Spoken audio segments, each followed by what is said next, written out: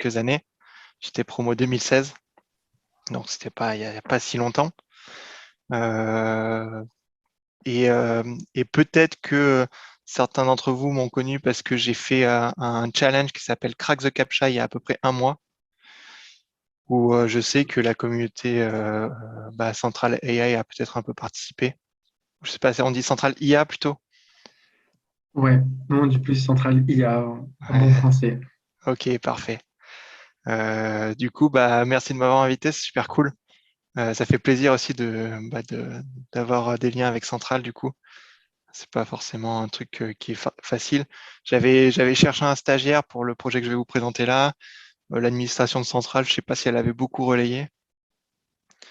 Mais bon, en tout cas, j'ai l'impression que vous êtes beaucoup plus actif que l'administration, quoi. Voilà. Du coup, ce que je vais vous présenter aujourd'hui, c'est un petit peu à part par rapport au machine learning et au métier de data scientist. C'est toute la partie industrialisation et mise en production. Pour vous faire un petit rappel rapide, une overview de la mise en prod aujourd'hui des projets machine learning, on estime que 85% des projets de machine learning ne vont jamais en production. Donc, c'est des projets qui servent à rien et 85%, c'est énorme. Alors, je vais essayer d'expliquer pourquoi mettre des projets de machine learning en production, c'est difficile et comment y arriver, quoi, au final. Donc, c'est ce que je vais vous présenter. Euh, Ça, c'est un projet que je réalise donc à Meritis, qui est l'entreprise pour laquelle je travaille. C'est un projet interne. Ça me prend une journée par semaine, donc 20% de mon temps. Et sinon, je suis consultant pour la Société Générale. Et là, je fais de l'analyse de fraude, un peu de machine learning, bien sûr, mais je fais surtout des projets informatiques pour numériser donc de l'OCR, passer de l'image en texte, du speech to text, passer de la voix en texte et de la traduction. Donc ça, c'est mes trois services de base. Et dessus, je construis du machine learning, des briques intelligentes, on va dire. Donc, par exemple, sur l'OCR, c'est essayer de détecter des cases cochées pour pouvoir savoir si la personne a répondu oui ou non à certaines questions. Pour le speech to text, ça va être améliorer les modèles de langage et les modèles acoustiques. Et sur la traduction, on fait beaucoup de topic modeling. On a 12 langues différentes à la Société Générale. Et on essaie sur des emails ou sur des documents confidentiels d'essayer de. Voilà, il y a du topic modeling, sentiment analysis, des petits sujets sympas, quoi. Voilà. Donc peut-être on y reviendra à la fin, mais c'est pas le sujet. Là, je vais vous présenter un projet qui s'appelle Bateau qui vole. Bateau qui vole, c'est un projet de machine learning et c'est une plateforme big data dont le but est d'améliorer les performances d'un bateau de course d'un voilier. Donc le voilier, c'est celui-là. C'est le Primonial Sailing Team, c'est la classe multi 50, ça fait 15 mètres de long. Et le skipper, il s'appelle Sébastien Rogue, il fait la route du Rhum, il fait Transat Jacques Vabre. Il fait pas le Vendée Globe puisque c'est que les monocoques de la classe IMOCA qui font ce genre de course, mais il participe aux plus grandes courses, voilà, transatlantiques, on va dire. Et donc, l'objectif du projet, c'est que Sébastien Rogue, il gagne les courses. C'est-à-dire que le bateau aille plus vite et qu'on trouve des leviers de performance pour pouvoir améliorer significativement ses performances. Alors, comment on fait ça? À bord, il a déjà des capteurs, il a une trentaine de capteurs pour sa navigation au jour le jour en temps réel. Il a les données de vent, l'angle du vent, la vitesse du bateau, tout ce qui est gyroscopique, il connaît les angles du bateau. Il a pas mal de données un peu plus techniques, des pourcentages de polaire. Il a aussi la météo à bord, etc. La position GPS, évidemment. Et donc, l'idée, c'est de récupérer ces données-là qui ne sont pas exploitées, essayer d'en faire quelque chose. Donc, c'est un projet réel avec des données qui sont totalement imparfaites, totalement biaisées, totalement imprécises, euh, et, euh, et on n'a pas forcément la vision aussi de tout l'environnement de la mer. Sous les, sous les, sous, sous le bateau, il y a des petites ailes qui s'appellent des foils. Je ne sais pas si vous faites un peu de la voile. Je ne sais pas si vous connaissez un peu le domaine, mais les foils, c'est des ailes qui sont sous le bateau et normalement sur les classes un peu plus petites, quand le bateau avance vite, ça fait que le bateau sort de l'eau il reste que sur ces foils. Et c'est pour ça que le bateau, on a l'impression qu'il vole un peu, d'où le nom du projet en fait. Voilà. Voilà. Et la conviction de Sébastien Roch, c'est que le numérique, ça sera la prochaine innovation majeure du sport, comme ça l'a été pour l'automobile ou des sports, voilà, les sports mécaniques. Est-ce que vous avez quelques petites questions déjà avant de démarrer? Peut-être que j'ai pas été très clair sur les objectifs du projet. N'hésitez pas à interagir, ça fait que ça me coupe un peu dans mon élan. C'est tout bon? Ok. Alors, un peu de volumétrie pour vous donner un peu quelques chiffres. On a à peu près 200 variables qu'on enregistre avec nos 30 capteurs. Alors des fois, il y a des données qui sont complètement inutiles, hein. On sait par exemple s'il a allumé la lumière ou pas, quoi. Et ça, on le sait à une fréquence de 25 Hz. Donc ça, c'est pas des données très utiles, mais en tout, on a 200 variables. Et ces 200 variables sont enregistrées 25 fois par seconde, donc toutes les 40 millisecondes. Là, j'avais mis 1700 heures d'enregistrement. Maintenant, on doit plutôt être à 2500. Et en données pures que ça représente, c'est 210 gigas. 210 gigas, ça a l'air de rien. C'est quelques films, c'est 200 films sur un disque dur. Mais sur de la donnée, donc série temporelle ultra structurée comme celle-là, ça commence à faire beaucoup. Parce que le but, après, ça va être de récupérer une zone géographique, un moment précis d'une course. Et ça, on le fait avec des bases de données série temporelle. Et 210 gigas, ça commence à faire des gros systèmes. Voilà. Et en parallèle de ça, il y en a toutes les données de météorologie, de Météo France. Et alors là, on fait péter les volumes, quoi. C'est-à-dire qu'on est à plusieurs téras de, de prédiction de vent sur la planète, puisque de toute façon, ça coûte pas cher. 1 téra sur Amazon, ça coûte 20 dollars par an. Donc, on peut se permettre d'utiliser plusieurs téras, il n'y a pas de souci. En comparaison, une machine, un serveur par exemple, pas trop puissant, 2 cœurs, 4 gigas de RAM, ça coûte 30 dollars par mois. Et sur ce projet-là, on en a 4 en parallèle. Donc, on est sur des coûts qui sont très très raisonnables, quoi. Pour 150 dollars par mois, on arrive à, on arrive à faire sortir le projet tranquillement, quoi. Sachant qu'il y a 2 personnes à temps plein qui travaillent avec moi, qui sont un CDD et une stagiaire, et eux, leur coût humain, évidemment, c'est beaucoup plus élevé, quoi. Donc, on est dans les clous. Voilà, pour vous donner un petit aperçu des 210 variables, c'est plus une représentation graphique. Vous voyez en gras, c'est toutes les vitesses de vent que l'on capte avec nos capteurs. Il y en a une dizaine. Vitesse de vent réelle, vitesse de vent apparent, mesurée haute résolution, vitesse de vent, je ne sais même pas ce que c'est, fonction. VVA, ça veut dire vitesse de vent apparent. Original, vitesse de vent réelle. Et pilote, c'est pour le pilotage automatique, il a besoin d'ingérer une vitesse de vent. Donc ça, c'est juste pour vous montrer que nous, on parle de vent en réel, mais en fait, c'est pas si simple, quoi. Il y a la vitesse de vent apparent puisque le bateau bouge, mais nous, on voit que ce qui est relatif au bateau. Tout ça, c'est filtré par des fils de Kalman. Voilà, c'est pas simple. Au final, on n'en retient qu'une, mais il y a beaucoup d'étapes de nettoyage avant d'arriver à la bonne. Et pour être un peu plus synthétique sur les objectifs, nous, on essaie de comprendre vraiment la course au large. On ajoute de nouveaux capteurs. Là, on a rajouté 6 nouveaux capteurs sur les foils, justement, profondeur et incidence, et sur la hauteur de dérive.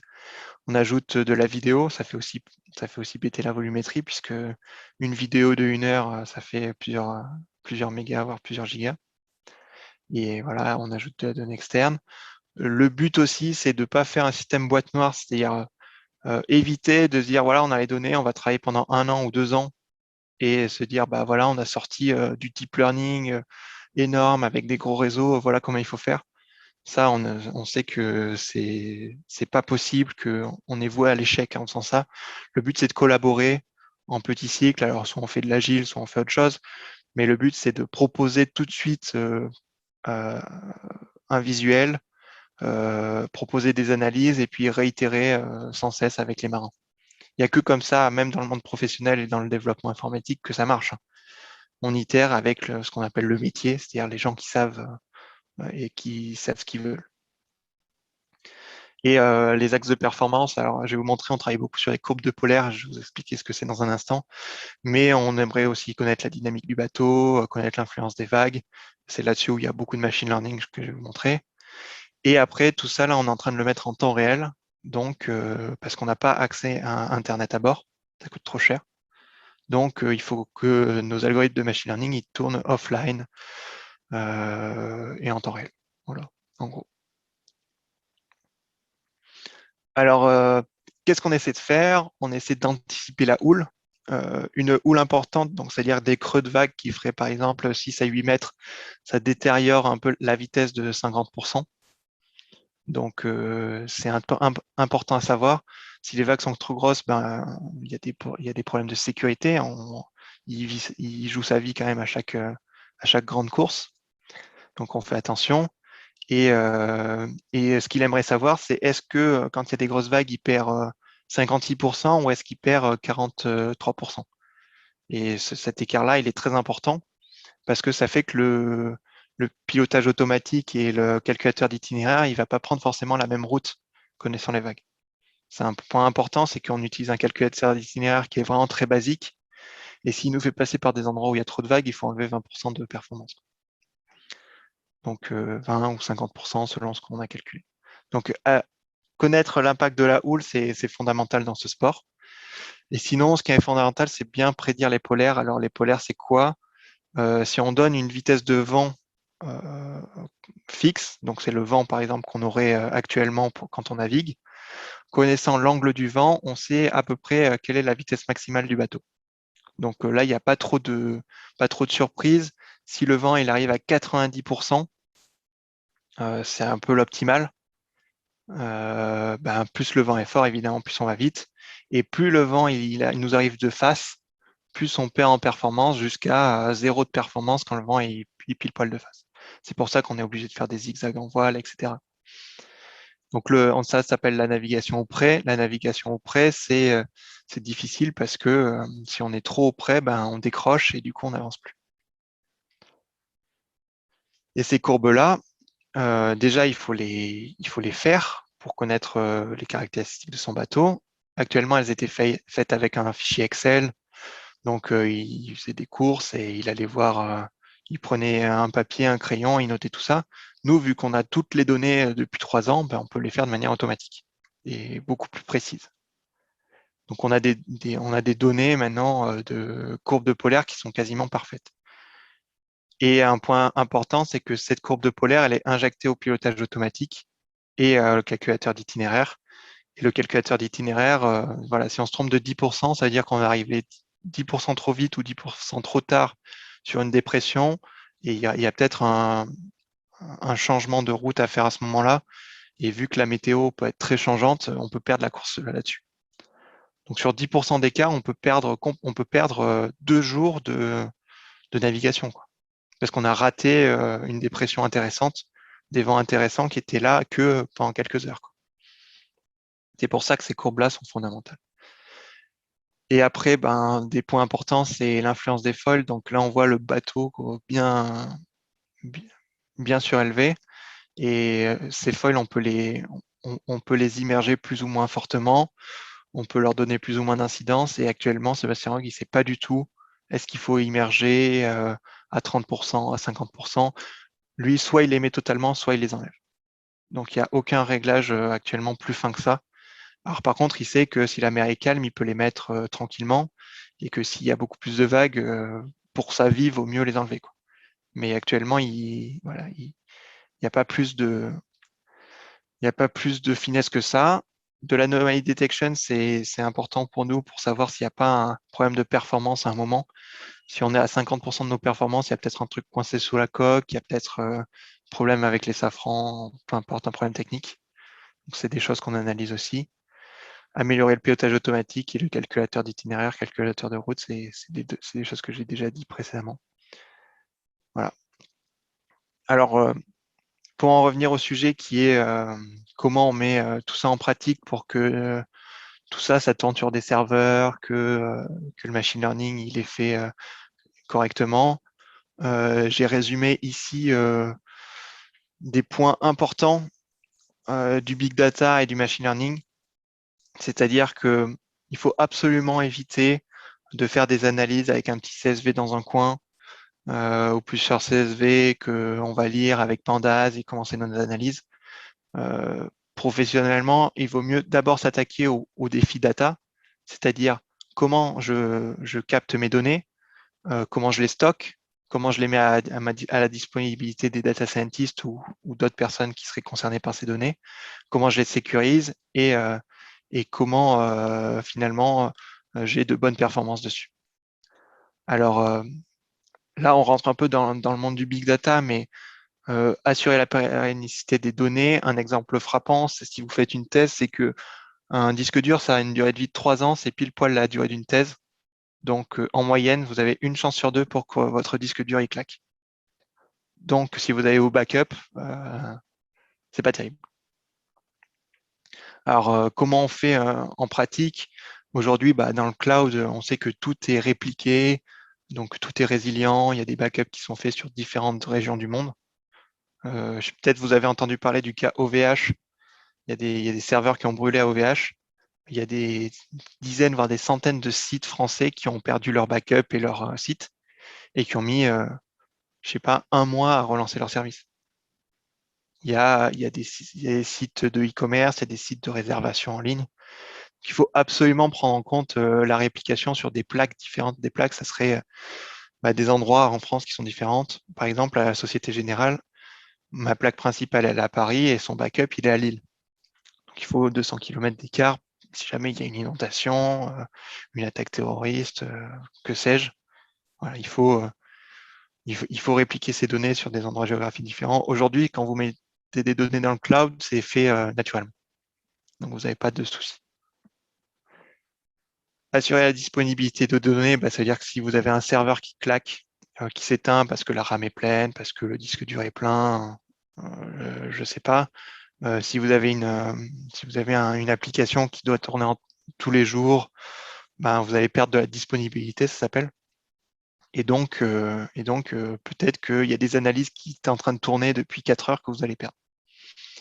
Et l'accès à la donnée en temps constant, ça veut dire quoi? Ça veut dire que si vous avez des CSV qui font 4 gigas, si vous voulez la donnée du milieu, ça va vous prendre plusieurs secondes à aller la chercher.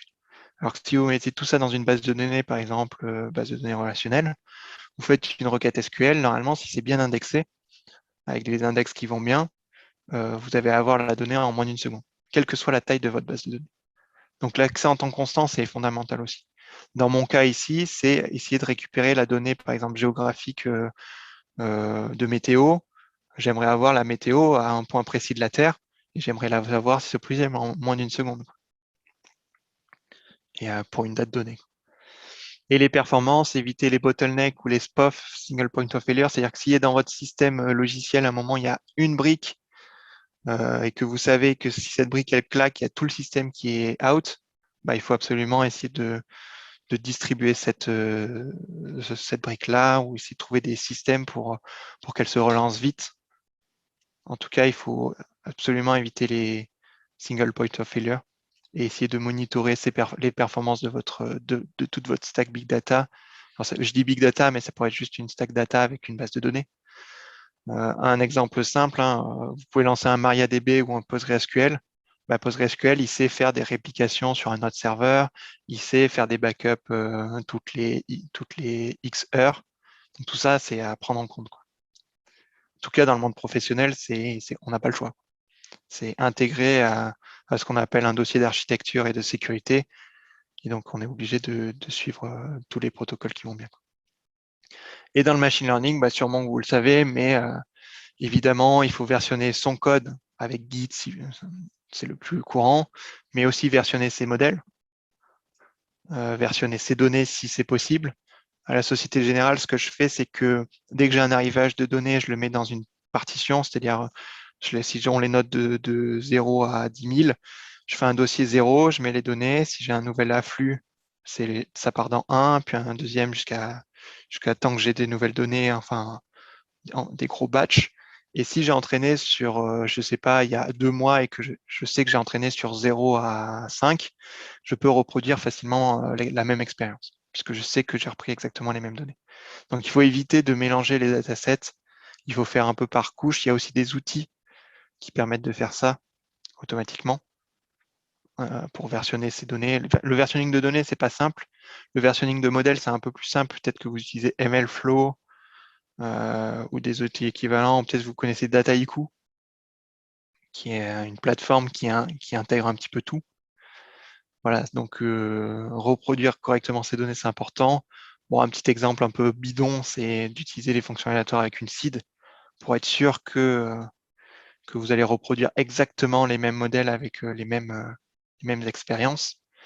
Un exemple que je peux vous donner sur le speech to text que je fais à la Société Générale, on maîtrise pas le code puisqu'on utilise un prestataire, et son code, dès qu'on fait 2 runs différents, ça donne 2 résultats différents. Et ça, c'est très chiant parce que sur la même donnée, on a des écarts de 5% de performance. Donc, c'est-à-dire que je lui demande de passer de la voix en texte et il ne détecte pas les mêmes mots d'un coup à l'autre. Donc, ça, c'est difficile à expliquer à nos clients et à nos utilisateurs. Tout ça parce que leur algorithme est un petit peu aléatoire et qu'ils n'ont pas fixé de seed. Voilà. Après, un truc très très important aussi, c'est connaître ses contraintes. C'est-à-dire que souvent, vous allez peut-être être focalisé sur l'accuracy, le recall, les métriques de votre modèle. Donc, essayer d'améliorer les performances.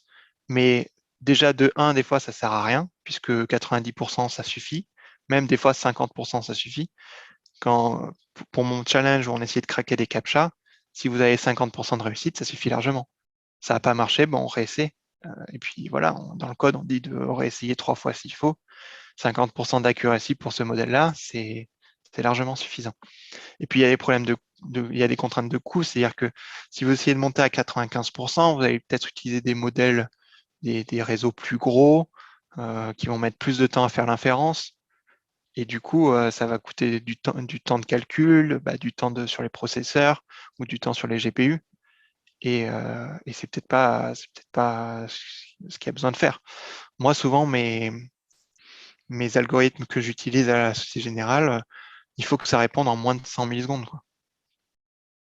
Parce que typiquement, là, je viens de finir un détecteur de disclaimer dans les emails. Donc, un disclaimer, c'est ce mail est propriété de Société Générale, blablabla. On détecte ça de manière automatique parce qu'on a plein de langues, on a plein de disclaimers. Et ça, vu que j'ai des centaines de milliers d'emails, j'ai pas envie que ça prenne 3 secondes à essayer de détecter un disclaimer. Par contre, si je me trompe un peu, c'est pas très grave, quoi. S'il y a eu un disclaimer et que je l'ai pas détecté, tant pis, quoi. Tant pis, il partira dans les bases de données, mais je veux répondre en moins de 100 millisecondes. Voilà.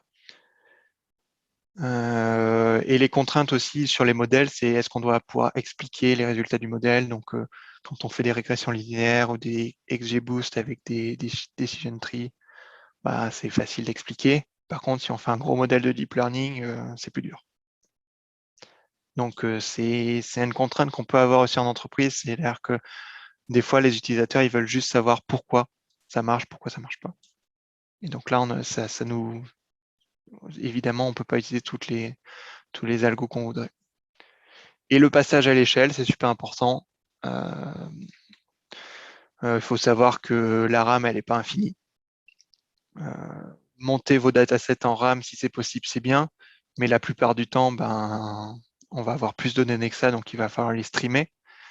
Et pareil, il faut arriver à faire le passage de un serveur à 2 serveurs. Puisque une fois qu'on en a 2, on peut en avoir 10 ou 100, ça ne change rien en fait. Mais commencer à essayer de comprendre le parallélisme qu'on peut avoir. Voilà. Pour vous donner un petit exemple, à la Société Générale, tous mes data scientists, ils font tout monter en RAM parce qu'ils savent pas trop faire autrement, ils savent pas streamer sur Spark parce que ça fait pas partie de leurs compétences. Alors après, j'ai des serveurs qui ont 3 Tera de RAM, donc ça va, ils ont un peu la place, mais des fois on a besoin de plus, quoi. Donc c'est un critère à prendre en compte qui est important. Et donc là, c'est un peu l'aboutissement aussi de ma présentation. Ce que je veux vous expliquer qui est fondamental, c'est que l'IA, ça doit vraiment être perçu comme un peu la cerise sur le gâteau. Ça devrait vraiment être perçu comme les 5% de performance qui vous manquent dans vos heuristiques. Des fois, on va faire juste des regex plutôt que faire du NLP, parce que les regex, c'est super bien, ça marche très bien. Si on veut détecter une date, une regex, ça marche très bien. On n'a pas besoin de faire des entities avec Spicy, faire des trucs compliqués. Par contre, si vous faites un chatbot et que l'utilisateur, il peut se tromper, il peut faire des formats de dates différents, que c'est pas forcément très clair tout le temps, là, vous aurez peut-être besoin de faire du NLP. Donc là, ça peut se justifier. Mais en tout cas, ça doit venir à la fin, une fois que les regex n'ont pas marché, que vous avez que tout votre logiciel et que toute votre stack, elle est déjà en place. Donc, si je résume, tout en bas, il y a la collecte. Dans mon cas du bateau, collecter les données, c'est récupérer les données du bateau et récupérer de manière automatique les bulletins de Météo France. Donc ça, on les collecte de manière automatique. Ça part sur S3, qui est le stockage de masse de AWS. Et on sait que c'est correctement distribué, que c'est résilient, qu'on n'aura pas de surprise. Donc ça, le stockage, il est automatique, il est gagné. Ensuite, on a des pipelines pour aller chercher cette donnée sur S3 et les mettre dans nos bases de données, ce qu'on appelle souvent des ETL. On récupère la donnée, on la transforme et on la charge dans notre base. Alors là-dessus, l'idée, c'est d'essayer de structurer sa donnée, de la mettre dans des bases qui ont des bonnes performances, d'avoir un accès en temps constant. Ensuite, la transformation, évidemment, en tant que data scientist, vous connaissez un petit peu le truc, quoi. En tant qu'étudiant, nettoyer la donnée, c'est peut-être ce qui prend 80% du temps, quoi. Faire du feature engineering aussi, c'est-à-dire qu'est-ce qui va vraiment être dominant dans le choix de mon classifier, de mon clustering, que sais-je. Et finalement, tout en haut, voilà, les algorithmes d'apprentissage. Ce que j'aime bien dire, c'est si on peut faire simple, il faut faire simple. Une régression linéaire, si ça marche, si le problème est linéaire, il ne faut pas aller chercher plus loin. Bon, aujourd'hui, on fait tout avec des réseaux de neurones, donc pourquoi pas. Mais pareil, dans ce cas-là, faire des petits réseaux, quelques couches cachées, des réseaux convolués, c'est ultra léger, avec voilà, pas trop de paramètres si possible. Et comme ça ira beaucoup plus vite, quoi. Et tout en haut, voilà, optimiser l'IA. Alors là-dessus, ça serait essayer de faire la recherche d'hyperparamètres. Il y a des librairies qui le font tout seuls, qui font des recherches par grille ou par loi bayésienne. Trouver aussi, il y a des logiciels qui nous permettent de trouver le meilleur matériel pour notre modèle. C'est-à-dire, est-ce qu'il faut aller sur un processeur Intel, ARM? Est-ce qu'il faut utiliser un GPU? De quelle marque? Voilà. Tout ça, il y a des librairies qui le font tout seuls. Alors évidemment, il faut avoir tout ça d'installer sur une ferme de matériel, mais on n'a pas besoin de le faire à la main. Et donc, 3 exemples un petit peu d'infrastructure type. Alors, je vous enverrai la présentation, je vais passer assez vite.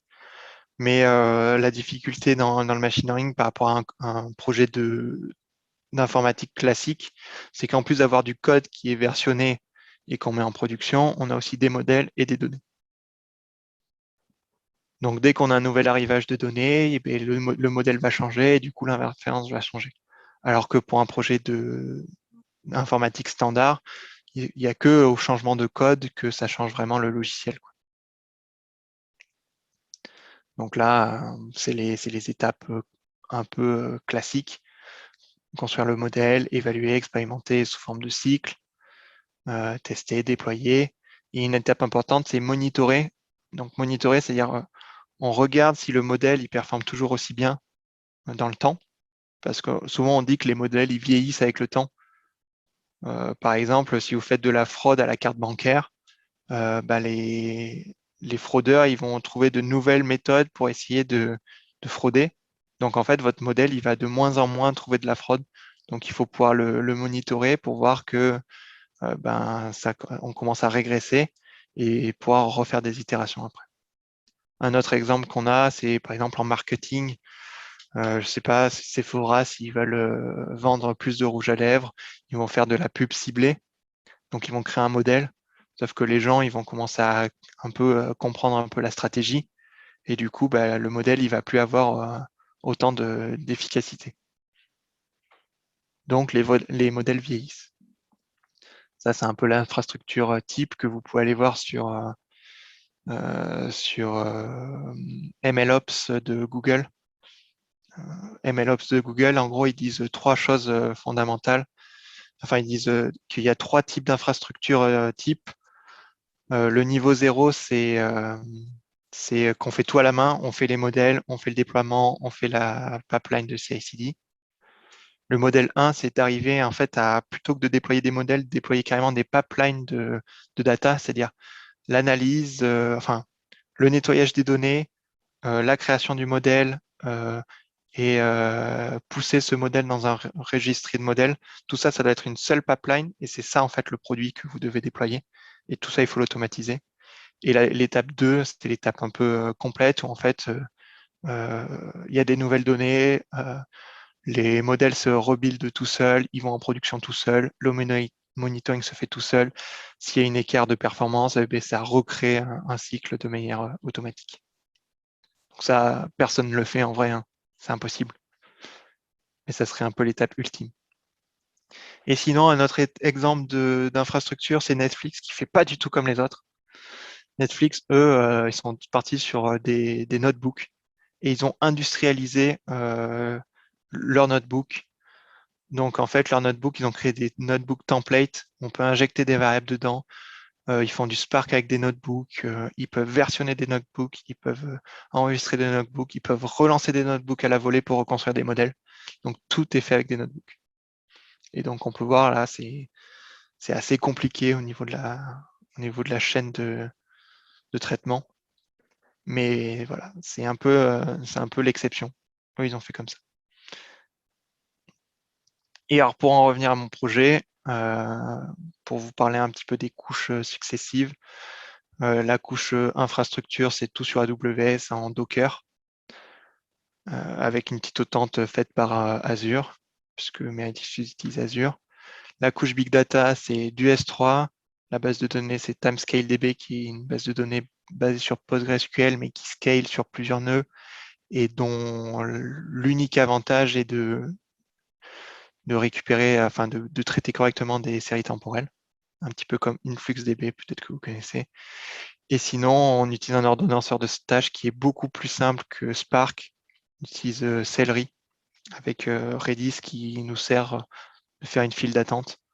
Donc en gros, l'idée, c'est dès qu'on a de nouveaux traitements à faire, c'est on crée une tâche dans Redis avec Celery et on a des workers. On peut en mettre autant qu'on veut.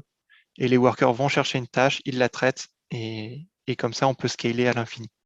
Si on met 100 serveurs, les 100 serveurs, ils auront des workers, ils vont chercher une tâche dans Celery et comme ça, on n'explose pas trop notre RAM. On va à la vitesse que les workers peuvent atteindre. Couche intelligente, on fait beaucoup d'analyses de séries temporelles. La grosse analyse principale, c'est essayer de prédire la hauteur de vague, sachant la dynamique du bateau. On connaît tous les angles du bateau, on connaît toute sa dynamique, on sait à quelle vitesse il va en X, Y, Z, on connaît tous les moments par rapport à tous les angles. Mais nous, ce qu'on aimerait savoir, c'est quelle vague on est en train de se prendre en face et quel est l'angle de la vague par rapport au bateau. Et comment on fait ça? On fait des séries temporelles, on prend toute la météo, parce que la météo contient les tailles de vagues. Donc on sait a posteriori quelle était la vague à un endroit du globe donné et on fait une régression sur des time series. Voilà. Alors ça, c'est pas encore fini, c'est encore en étude. Ça marche moyen encore. Et à terme, on va faire de l'analyse d'image parce qu'il faut qu'on connaisse quelle voile est utilisée. On veut faire plein d'autres choses. On veut voir s'il n'y a pas des objets qui traînent sur la surface de l'eau. On appelle ça des OVNI, des objets flottants non identifiés. Et ça peut casser le bateau, donc ça peut faire perdre des courses. Et couche présentation, comme je vous l'ai dit, mon objectif à moi, c'est pas de faire un modèle boîte noire après 2 ans de travail. C'est de présenter tout ça sous en forme de site web pour que Sébastien Rogue et toute son équipe ils se connectent, ils donnent du feedback et que tous les mois on réitère, on met plus de choses dessus. Donc sur le site web, on peut voir le trajet du bateau, on peut voir la météo, on peut voir la courbe de polaire à un instant T sur un segment donné. On peut voir où est-ce qu'il a manqué de performance, on peut voir les changements de voile. Donc ça, c'est pas vraiment du machine learning, c'est-à-dire que c'est des petits algorithmes qui nous permettent de voir les changements de voile parce qu'on sait que quand il perd en vitesse et qu'il prend le vent dans le dos pendant 2 minutes, c'est qu'il a changé le voile. Il a un setup très particulier. Et donc voilà, ça c'est les 4 couches et un petit peu l'architecture globale du projet, hein. En tout cas une ébauche. Et sinon, un peu pour terminer, aujourd'hui, ce que j'ai mis en place avec mes data scientists, que ce soit sur ce projet-là ou sur à la Société Générale, c'est vraiment une méthodologie en 6 parties.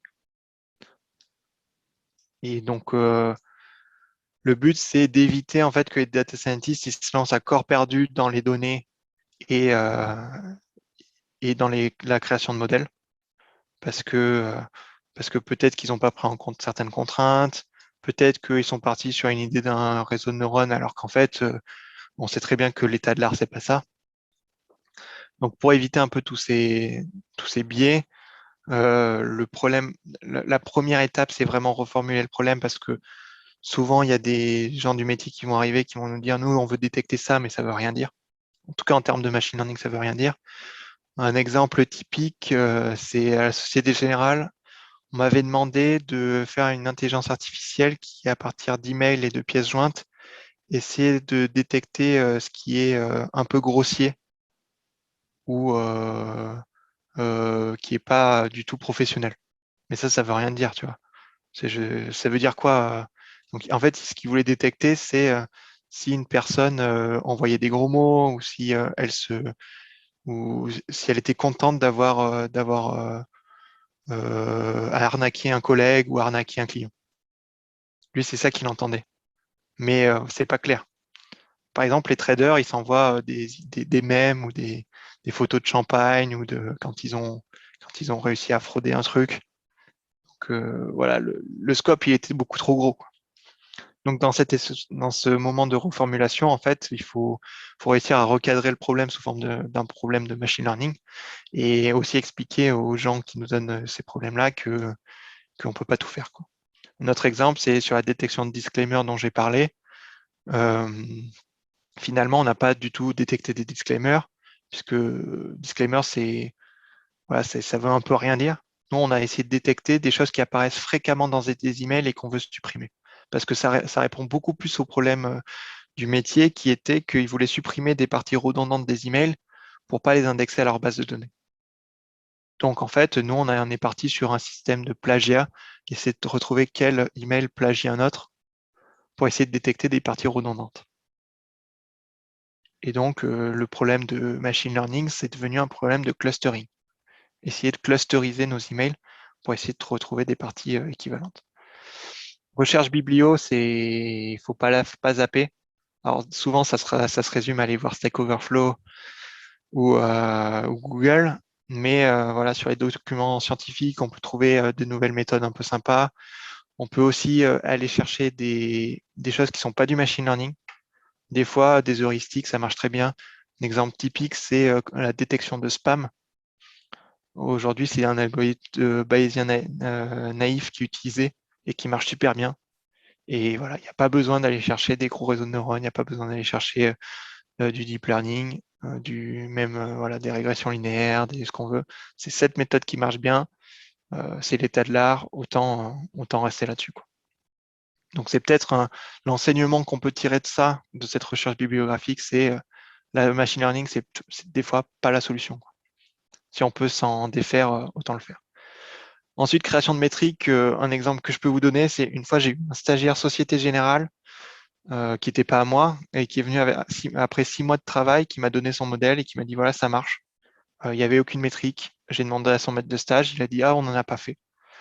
On connaissait pas la performance du modèle, on savait juste que eux, ils avaient considéré que ça marchait bien. C'était pour détecter des choses dans des PDF. des signatures, je crois. On voulait détecter où était la signature pour savoir si le contrat était signé. Et voilà, ils ont juste vu à l'œil que ça marchait bien. Donc les métriques, il ne faut vraiment pas la zapper, hein. Ça peut être un truc tout bête, alpha score, accuracy, précision recall, des trucs matrice de confusion, des choses très simples, mais il faut au moins que ça soit là, quoi. Pour l'object detection, vous aurez des choses un petit peu plus compliquées. Il y a la Nmap, etc. Donc il faut prendre aussi la métrique qui est adaptée à votre problème, hein. Construction du jeu de données, l'enseignement important, c'est que améliorer les modèles, souvent, ça sert à rien. Il faut améliorer son jeu de données. Plus vous avez de la donnée riche, plus votre modèle il marchera bien, quel que soit le modèle. Vaut mieux passer beaucoup de temps à améliorer son jeu de données qu'à améliorer son modèle. C'est vraiment, s'il y a un enseignement à retenir, c'est ça, quoi. Aujourd'hui, moi, à la Société Générale, souvent, on me donne quelques exemples pour faire mon machine learning. À chaque fois, je leur dis, si vous ne me donnez pas toutes les données que vous avez, ça ne sert à rien de commencer les travaux. Soit je veux 1 million d'emails, soit je ne commence pas le projet, quoi. Parce que c'est trop important. Vous allez, par exemple, pour mes données de cases cochées, j'avais des cases où je voulais savoir si c'était coché. On avait des milliers et des milliers de PDF, sauf que ces PDF, ils se ressemblaient tous, c'était tous des FATCA. On en a annoté, je sais pas, à 300, 400 PDF, donc ça revient à avoir 4000 ou 5000 cases cochées en tout. Donc ça commence à faire pas mal, sauf qu'elles sont tellement pareilles qu'en fait, on a commencé à, à imprimer des cases, à les générer un petit peu avec OpenCV, à les cocher à la main un peu n'importe comment, pour essayer d'améliorer le truc, quoi. Et ça marche du feu de Dieu, quoi. C'est comme ça que vous arriverez à améliorer vos modèles. Passez du temps vraiment à construire ce jeu de données. Et si jamais vous n'avez pas assez de données, passez du temps à faire un générateur de données. Donc, par exemple, pour mon projet de, de CAPTCHA, bah, c'était voilà, prendre plusieurs polices différentes pour les lettres, essayer de les déformer, faire des rotations. Si vous faites ça dans votre jeu de données, bah, il va devenir plus riche et vous allez beaucoup mieux détecter les choses. Expérimenter, ici, c'est pour dire qu'il faut absolument faire des itérations. Le machine learning, c'est un métier d'itération. On dit souvent, vaut mieux se tromper rapidement et itérer rapidement. Enfin, il faut se tromper vite pour vite itérer, plutôt que de passer du temps sur un modèle qui ne marchera pas à la fin, ou mal, en tout cas. Donc, vaut mieux se tromper vite, quoi. Et finalement, partie 6, industrialisation. Donc, moi, mon métier, il est plutôt là aujourd'hui. C'est-à-dire que moi, je nettoie pas les données, j'expérimente pas beaucoup. C'est plutôt les data scientists qui font ça. Par contre, à la Société Générale, j'ai 150 serveurs. Ils ont tous 120 cœurs avec 3 Tera de RAM et ça serait con de ne pas les utiliser, quoi. Donc voilà, partie industrialisation, ça nécessite de changer souvent parfois beaucoup le code, d'utiliser du Docker, du Kubernetes pour scaler. Des fois, ça m'arrive aussi de changer carrément tout le code, oui, même le langage. Donc le code a été fait en R ou en Python et nous, on bascule tout en Go parce que il nous faut un langage professionnel. Voilà, il nous faut des choses compilées. Voilà. Donc ça peut arriver qu'ici, on change carrément tout le code, on le réécrive dans un autre langage. Alors après, ça ne veut pas dire que on réécrit tout le training, on réécrit que l'inférence. On sait que les modèles existent déjà. Ils ont déjà été buildés par cette partie d'expérimentation. C'est pas un truc qu'on va réécrire en production. Donc ça va quand même beaucoup plus vite. Voilà. Donc voilà mes 6 étapes, mes 6 étapes clés. Et voilà, tout ça pour vous dire qu'un projet en général, il y a 3 composantes en machine learning. Il y a l'aspect vraiment mathématique scientifique, hein, c'est-à-dire votre métier un peu de statisticien et de spécialiste des modèles. Il y a le métier d'informaticien, puisqu'on fait souvent beaucoup de Python. Voilà, il faut savoir bien coder. Même si vous êtes plutôt informaticien, c'est presque mieux. Et après, il y a toujours la connaissance métier. Donc, dans ce cas du projet bateau qui vole, c'est la connaissance de la navigation. Mais voilà, dans la banque, il faudra connaître un petit peu la réglementation.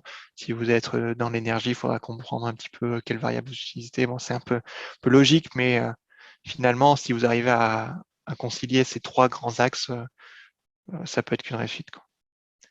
Alors ça, c'est une vieille image de notre site web, mais ça ressemblait un peu à ça, où on voyait le bateau bouger.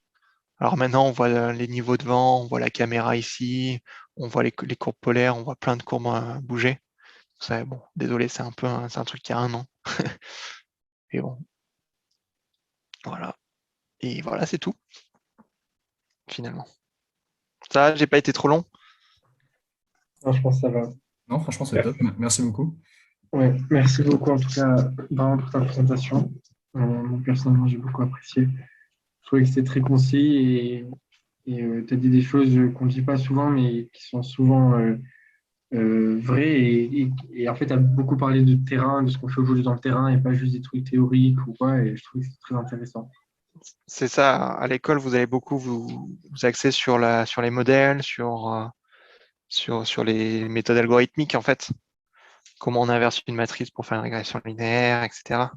Alors qu'en fait, au quotidien, scikit-learn et TensorFlow et Zoo, quoi. Et ça suffit. Il vaut mieux s'attarder vraiment sur les métriques et essayer de comprendre est-ce qu'on a biaisé ces données ou pas, quoi. Ouais. Ben, c'est top. Si vous avez quelqu'une question à poser, n'hésitez pas en tout cas. Moi, je vais peut-être poser une question par rapport au projet du bateau qui vole, et par rapport au vieillissement des données, enfin, au vieillissement des modèles. Est-ce que sur le bateau qui vole, il pourrait avoir un vieillissement du modèle? Alors, je ne sais pas pourquoi, par exemple, par un changement de loi. Euh, Ouais, si, c'est possible. Le bateau, il rentre au port et en fait, il est sorti de l'eau tous les ans. Ça s'appelle un chantier d'hiver. Où en fait, ils refont des améliorations enfin, ils changent la coque, enfin, ils changent un peu la forme. Et du coup, en fait, ça va jouer après sur les performances du bateau. Mais comme dans l'exemple que j'ai donné, où on essaie en fait de détecter la profondeur des vagues, sachant la dynamique du bateau, vu que la dynamique est différente, tous les ans, en fait, il faut s'attendre à refaire le modèle. ok, Voilà. donc ça devient compliqué du coup d'adapter, en fait, il faut adapter à chaque bateau Ouais. un nouveau, Nous, on fait du custom, on n'a qu'un bateau, en fait. Donc, ok, ouais. et toutes nos données, en fait, elles sont forcément dépendantes de ce truc. D'accord, ok. Donc là, le vieillissement, il peut s'expliquer comme ça, quoi. Mais voilà. En tout cas, le monitoring, c'est un truc qui est très bien connu dans le monde informatique parce qu'on monitore en production toujours l'état des serveurs, mais aussi, par exemple, est-ce que les jobs sont bien passés? Est-ce que les requêtes HTTP, on n'a que des 200 et on n'a pas des 500? Aujourd'hui, on a des plateformes de monitoring ultra complexes pour voir si nos serveurs, un serveur web de e-commerce, il n'était pas trop en erreur.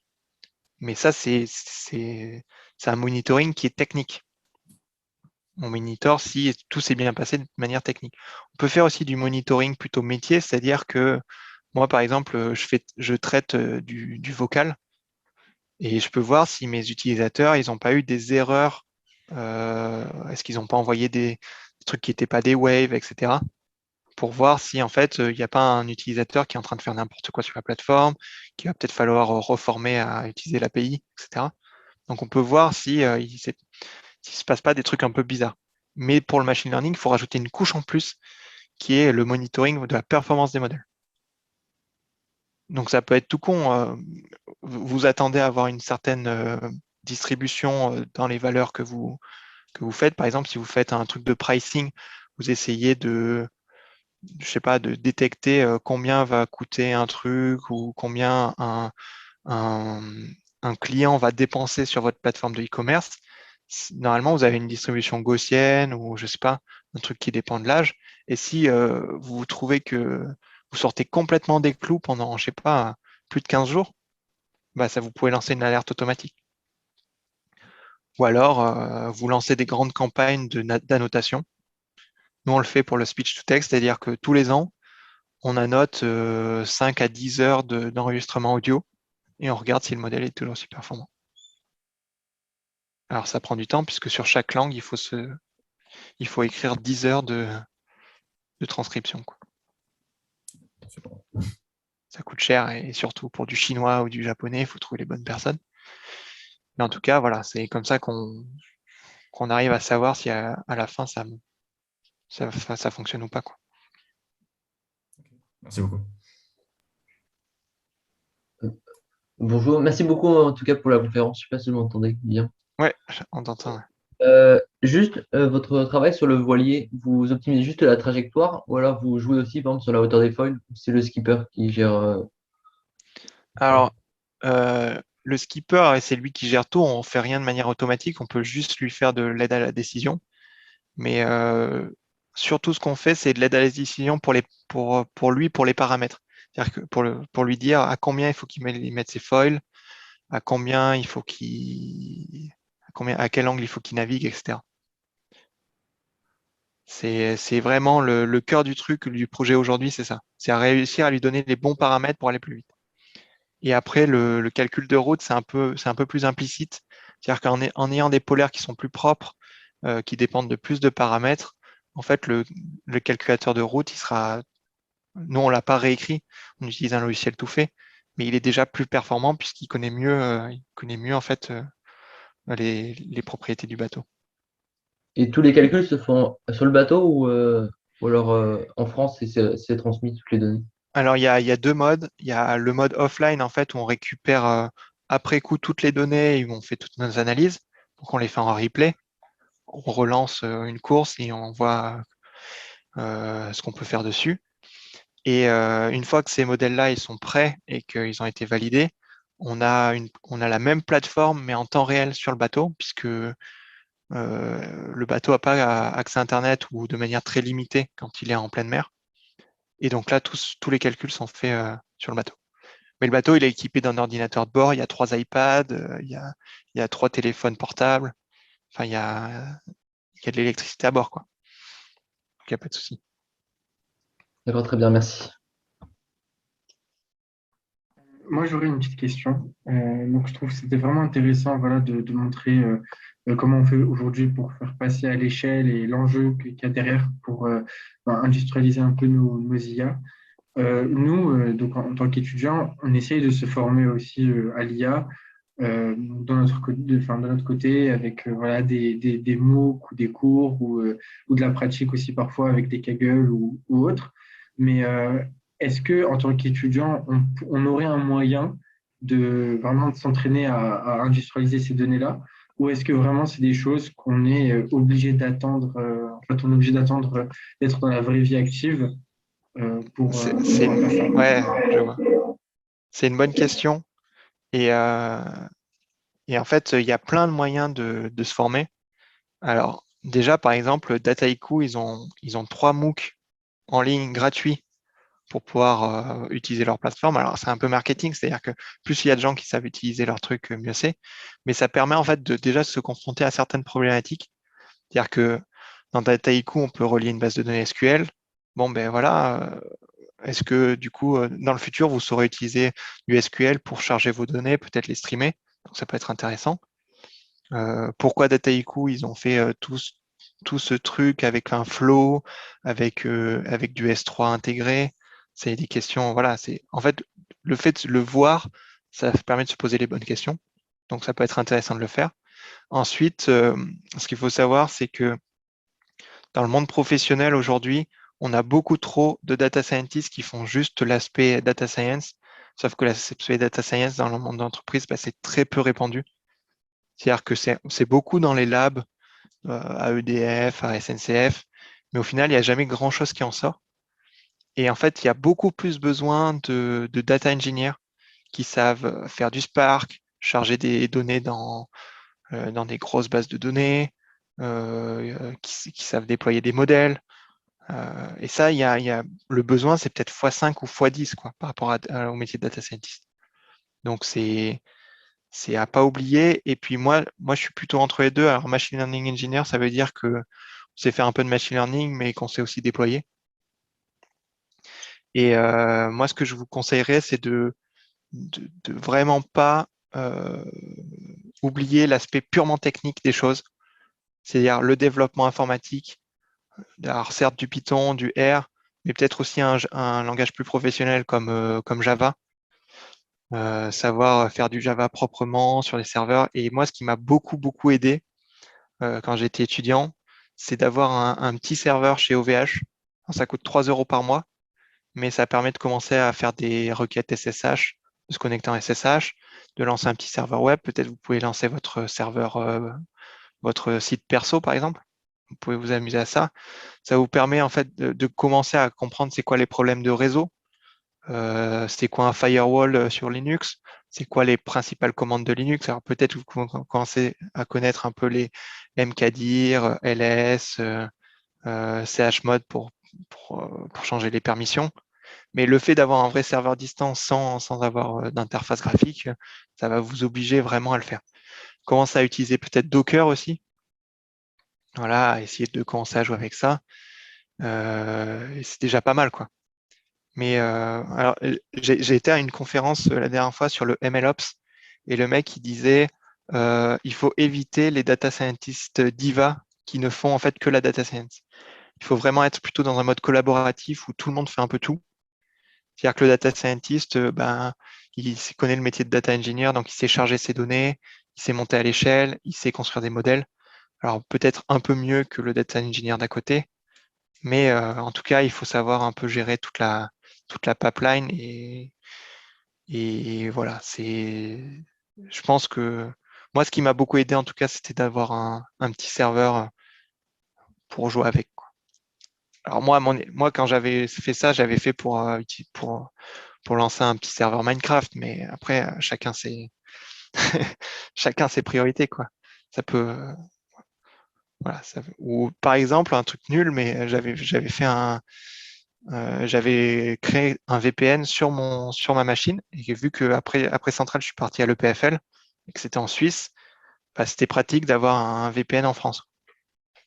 Ne serait-ce que pour avoir accès, je sais pas, à la télévision française ou des choses comme ça. Ou voilà. Et avec OpenVPN, on se le lance dans un Docker sur son serveur. On se connecte avec son Windows ou son Mac à distance et puis voilà quoi, c'est gagné. On paye rien. Ça peut vous aider à avancer là-dedans, quoi. Ok, merci beaucoup pour ces conseils. Moi aussi, enfin, c'est une question qui est assez classique, mais forcément, je me la pose. C'est que donc, toi, tu es un alumni, donc la promo 2016, tu avais fait l'option date, c'est ça? Non, j'ai pas fait d'option. Je suis parti en 2015. J'ai fait que G1, G2 et après j'ai fait 3 ans à l'EPFL. Ok. Et mais donc c'était le double diplôme, c'est ça? Ah, ouais, pour Centrale, c'est considéré comme un double diplôme, mais pour le PFL, c'est juste tu rentres en master. Oui, c'est ça. Ok. Et donc est-ce que c'est principalement là-bas que tu as pu avoir toutes ces connaissances? Ouais, Ou est-ce que c'est plutôt vraiment sur le tas, dans la vie active, une fois que tu t'es lancé après? à Centrale, moi j'avais surtout fait les cours d'informatique. Je crois qu'il y a méta-heuristique que vous avez toujours, ce genre de cours. Capteur, système embarqué. Mon projet G1, G2, c'était aussi le but c'était de faire une application Android parce que pour faire un truc de transport en commun, multimodal avec le vélo, tout ça. Donc ça m'avait permis d'aller chercher pas mal de ressources. J'avais pas trouvé beaucoup de profs qui a pu m'aider malheureusement. À l'époque, j'avais juste besoin qu'on me dise c'est quoi un serveur, c'est quoi le HTTPS, c'est quoi un REST API, c'est quoi Angular. Et il n'y avait aucun prof qui a pu m'aiguiller dans l'architecture logicielle en fait. Et du coup, bah, j'ai dû un peu apprendre sur le tas. Donc ça a pris beaucoup plus de temps au final, mais bon, c'était au moins ma première expérience. Après, à Centrale, je vous avoue, j'ai pas appris beaucoup plus que ça, hormis ces cours un peu d'informatique. Et après, là, vous vous en rendez pas compte, mais tout ce qui est management, communication, droit, en fait, ça a l'air de rien. C'est des cours un peu bidons, mais ça aide pas mal. En tout cas, dans la vie active. En tout cas, on peut le vendre comme étant on peut se vendre comme étant généraliste et c'est quand même pas mal, quoi. Et après, à l'EPFL, j'ai fait mathématiques appliquées et j'ai fait surtout des résolutions d'équations différentielles. Donc là, on prend des systèmes d'équations différentielles aux dérivées partielles, par exemple mécanique des fluides. On discrétise tout ça, on étudie la stabilité et on code tout ça sur un ordinateur et on essaie de voir si ça converge vers une solution viable. Et du machine learning. En gros, en machine learning, j'ai fait, je ne sais pas si vous avez fait le cours de Andrew Ng sur Coursera. C'est un cours qui dure, alors il y en a 2 maintenant, mais à l'époque ça durait 14 semaines. Et en gros, ça va de la régression linéaire en passant par les support vecteurs machines jusqu'au réseau de neurones. À l'EPFL, j'ai fait un cours un peu équivalent, voilà, où on balaye un peu tout ça. Et d'autres cours d'analyse de données un peu plus bruts, où on va faire de la statistique, on recherche des p-values, avec un prof de Google et qui était beaucoup plus axé aussi sur, voilà, je vous donne un sujet et vous devez gérer comme vous pouvez. Alors les types de sujets qu'il nous donnait, c'est est-ce que les arbitres sont racistes? Il nous donnait 1000 bases de données sur les cartons jaunes et les cartons rouges. Et on devait essayer de détecter comme on pouvait si les arbitres étaient racistes. Et donc là, ça oblige en fait à aller chercher sa donnée, à aller scraper le web tout seul avec le code qu'on peut, faire ses analyses qu'on peut, essayer d'ingérer tout ça en base si on a trop de données, etc. Donc voilà. Le sujet était ultra libre et il y avait des gens qui avaient fait des trucs de ouf, quoi. Ils avaient s'étaient connectés à l'API Facebook pour retrouver des gens, pour essayer de voir les relations entre personnes. Alors pas sur ce projet-là forcément, mais l'exemple des arbitres, en fait, il y avait un sujet par semaine. Il y avait 14 semaines. Donc chaque semaine, en fait, on y passait 10 heures pour essayer de détecter quelque chose. Donc ça, moi, ça m'a beaucoup boosté, quoi, on va dire. Et après, professionnellement, moi, j'ai travaillé à Intel, mais sur des problématiques de calcul. Donc calcul haute performance. J'essayais d'optimiser un code de mécanique des fluides sur des centaines de machines pour le CNRS. Donc rien à voir avec le machine learning, mais bon, là, c'est là où est venue aussi toute la partie performance, multi-nœuds. Typiquement, j'avais peut-être 10 000 ou 100 000 cœurs à disposition, quoi. Donc là, ça a été très formateur aussi, mais j'étais avec des vrais informaticiens purs et durs, qui font tout en Linux, qui connaissent tous les processeurs par cœur, évidemment, c'était Intel. Et après, je suis parti en Australie, j'ai fait de l'IoT avec du cloud, et après, j'ai fait une startup où j'ai fait de la détection d'analyse de risque pour le terrorisme. Donc, le but, c'était de faire du machine learning pour essayer de prédire la future attaque terroriste. Et après, j'ai rejoint Meritis. Voilà. Je sais plus ce que c'était à base la question. Mais ah oui, est-ce que ça aide les cours à Centrale? Bah pas trop du coup. Oui, parce que après, je pense aussi parce que enfin, toi, tu as eu la chance d'avoir vraiment un parcours très varié. Tu as eu plusieurs expériences internationales dans des grandes écoles, donc forcément, ça aide. Je pense que c'est pour ça. Mais Mais après, je sais vous avez DAD avec il y a une filière en plus, non? Pour faire en 2 ans. ben, maintenant, ouais. Maintenant, en fait, il y a aussi un double diplôme avec l'Université de Lille. Ouais, Euh, donc voilà, qui permet de faire en 2 ans, du coup, avec spécialité en avec data. ouais, C'est Pascal Chenet qui s'occupe ouais. de ce master.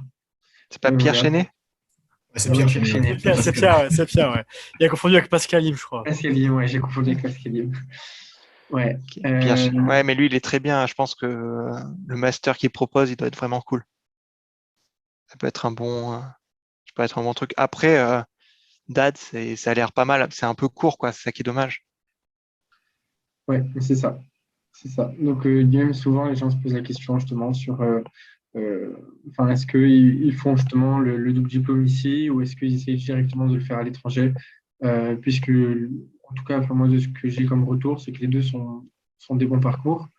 Mais ouais, enfin, c'est sûr que le double diplôme a l'air bien plus complet que la G3, quoi.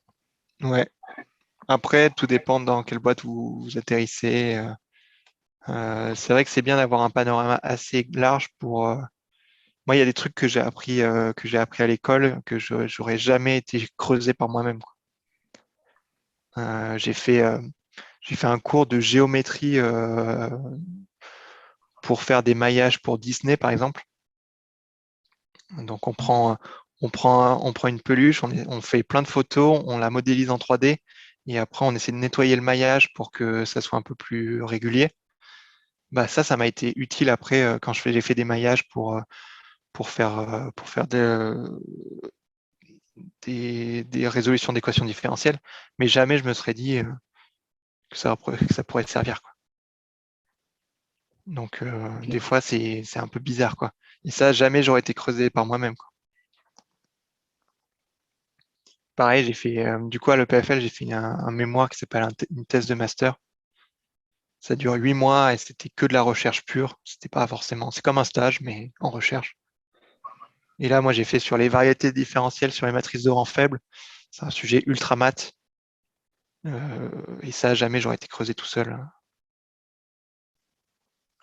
Et maintenant, bon, je vais pas vous dire que c'est très utile, quoi.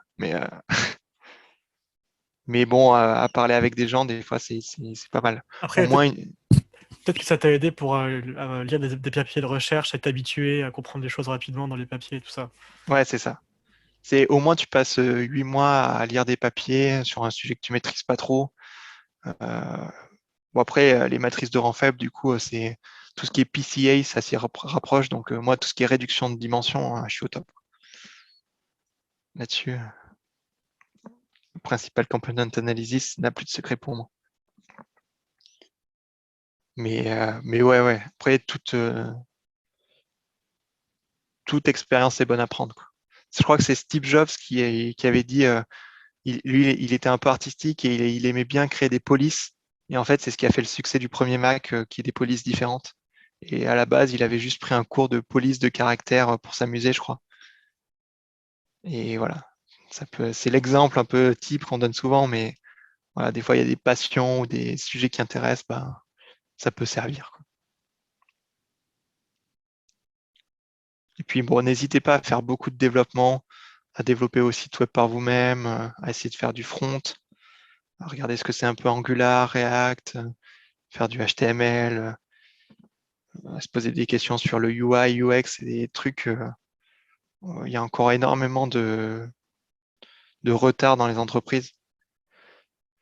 Et le machine learning en fait pas exception, c'est-à-dire que vos projets ils seront déployés quelque part, ils serviront à quelque chose. Donc il y a des jolis projets à mener, quoi. Même si c'est pas vous qui codez, si il y a des méthodes, il y a des méthodes de management spécifiques, peut-être qu'à terme c'est plus ça aussi qui vous intéresse. Donc ça va voir, quoi. Fermez pas trop les portes à ne faire que du machine learning. Faites le maximum de langages possible. Apprenez tous les langages possibles que vous pouvez, qui peuvent vous intéresser. Moi, récemment, j'ai appris le Rust. Ça m'est pas très utile dans ma vie professionnelle, mais au moins, je sais ce que c'est. Et du coup, je fais mes coding games en Rust maintenant. Et tu parles beaucoup du coup maintenant des différents langages, mais est-ce que tu penses que avoir aussi des notions d'algorithmique, pas de base forcément, mais quand même assez développées, un minimum développé, c'est tout aussi important? Bah, l'algorithmie, au final, on en fait très peu. Alors, on en fait parce que faut toujours optimiser un petit boucle de calcul, mais moi, dans le code que je réalise au quotidien, c'est récupérer une information sur une base de données ou plusieurs informations, faire un calcul de max et l'envoyer au front. Donc, en termes d'algorithmie, on est ultra limité, quoi. Et après, si c'est des trucs plus compliqués, bah souvent, ça existe déjà. C'est-à-dire que tu prends NumPy, il a à peu près toutes les fonctions que tu peux faire sur un tenseur, quoi. Et du coup, de l'algorithmique pure, je sais pas, un Monte Carlo Research, un min-max, un A-star pour calculer le plus court chemin. En vrai, moi j'en ai fait plein en école et je l'ai jamais trop revu après, hein. Et surtout que tous ces algos-là, ils sont bien mignons, ils marchent bien, mais en fait, ils passent pas l'échelle, jamais. Parce que faire même un réseau de neurones distribué sur plusieurs nœuds, ça n'existe pas à l'heure actuelle. Et pareil, calcul de plus court chemin sur 10 nœuds, ça existe parce que Google, sur Google Maps, ils font des trucs de fou, mais c'est super compliqué en fait. Et du coup, l'algorithme, enfin, si tu veux l'utiliser en entreprise, ça devient très compliqué. Et du coup, c'est pas à toi de le faire, quoi. Mais par contre, ce qui est vrai, même si tu fais pas d'algorithmie, c'est bien de savoir coder proprement. Tu vois, quand il faut calculer un max, d'avoir des notions de coût en complexité.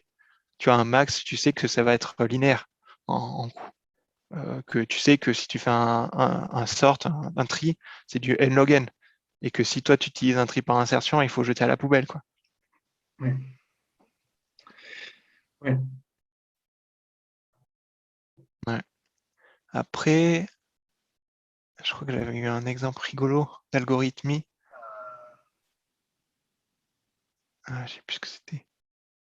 Ah oui, j'ai essayé un exemple un peu de la vie courante. Par exemple, trouver un élément dans une liste. Souvent, on fait une recherche par dichotomie dans une liste triée. Et en fait, on se rend compte que pour les langages performants du type C, Fortran, même Java ou C Sharp, si la liste est petite, moins de 1000 éléments, regardez toutes les valeurs, en fait, ça va plus vite que de faire un tri par dichotomie, une recherche par dichotomie.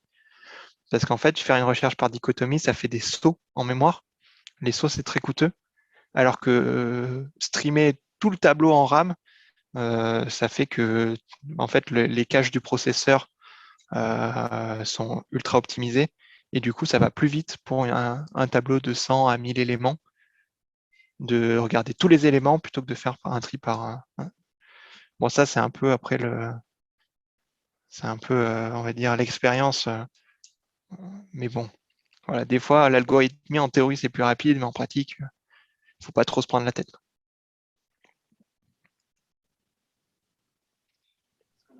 Ok. Bon, merci beaucoup en tout cas pour ta Ouais. réponse. Je partirais plutôt sur les bonnes pratiques de code, ça c'est important. Ouais, toutes les Alors bonnes- l'algorithmie en fait partie, tu vois. Oui, c'est sûr que, enfin, c'est sûr qu'il faut quand même savoir un minimum, enfin, ne pas faire des boucles inutiles ou quoi, surtout qu'on sait que parfois pour entraîner des modèles, ben, ça demande beaucoup de temps, et donc si on fait ben, des boucles qui servent à rien, ou... Ouais, surtout en Python, hein. Ouais, En Python, c'est très coûteux, hein. Les boucles en Python, ça doit être réservé seulement aux boucles haut niveau, parce qu'on sait que ce qu'on met dedans, ça prend du temps. Mais surtout pas faire une boucle sur des éléments, par exemple. hmm, Là, il vaut mieux utiliser NumPy, Pandas, qui ont des trucs ultra. Parce que je sais pas si vous savez, mais NumPy et Pandas, c'est développé en C. Et que Python, vu que c'est développé en C aussi, enfin, en tout cas, l'interpréteur, il y a un lien natif entre le C et Python. Ce qui fait qu'en fait, on fait du binding, on fait du wrapping, et donc toutes les librairies C, on peut les appeler en Python. C'est comme ça que Python arrive à être performant, quoi. Mais il faut éviter de faire du calcul en Python, ça c'est sûr. Et pareil, moi j'ai le problème avec des data scientists qui, en fait, ils savent rien automatiser parce qu'ils savent pas faire des scripts bash. Et du coup, ils relancent tout à la main ou c'est pseudo-automatique. Mais vraiment essayer d'aller au bout de l'automatisation. C'est-à-dire que si vous avez une tâche récurrente, je sais pas, réinjecter des données CSV dans une base qui arrive tous les jours, ben, faites un script, un truc qui se lance tous les jours. Ça s'appelle un cron job sous Linux que, que vous n'ayez plus rien à toucher, quoi. Pareil que si builder un modèle, ça vous prend plus de 8 commandes, mettez tout ça dans un script, quoi, et lancez votre script. Ça, c'est souvent les parties qui manquent un peu, en tout cas à mes collaborateurs. ok. Si peut-être d'autres personnes ont des questions, des remarques à faire.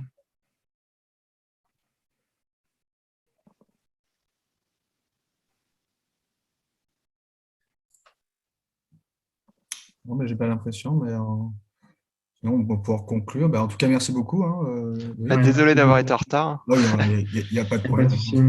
Merci Ça beaucoup en retarde tout un cas. peu. C'est super intéressant là, d'avoir des retours là-dessus, là, sur des choses ouais, très concrètes sur ce qu'il y Totalement. a sur le terrain. Donc, c'est vraiment top. Normalement, mon site web pour le bateau qui vole, je devrais le sortir en public un de ces jours, peut-être pour l'été. Donc à l'occasion, si vous voulez,